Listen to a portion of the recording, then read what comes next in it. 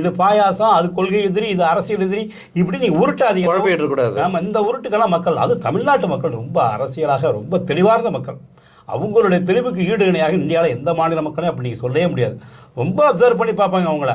உங்களுக்கு வேணுமா அந்த விஷயம், உங்கள் கூட இருந்த ரசிகர் கூட்டம் உங்களுக்காக ஓட்டு போடும். இந்த நீங்கள் நம்ம பேசிக்கிட்ட மாதிரி கொஞ்சம் பெண்கள் பக்கத்தில் ஒரு ஷேரிங் வரும். இந்த 1-2 சின்ன இயக்கங்களை நீங்கள் கொஞ்சம் டேமேஜ் பண்ண வாய்ப்பு இருக்குது. ஆனால் உங்களுடையது எந்த எக்ஸ்ட்ரீமுக்கும் போவேன்னு சொன்னீங்க பாருங்கள், அது இந்த எக்ஸ்ட்ரீமாக இருந்தால் நல்லாயிருக்கும். பிஜேபியை கற்பனை பண்ணாதீங்க.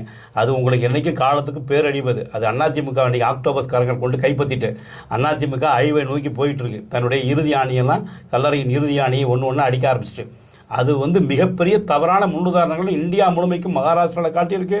ஒவ்வொரு மாநிலத்திலும் அது எங்கெல்லாம் நுழைஞ்சதோ அங்கெல்லாம் அங்கே இருக்கக்கூடிய ஆளுங்கட்சி எப்படியெல்லாம் டேமேஜ் பண்ணியிருக்கு அப்படிங்கிற முன்னுதாரணம் நிறைய இருக்குது. உங்களுக்கு பிஜேபி சாய்ஸ் நல்ல சாய்ஸ் அல்ல.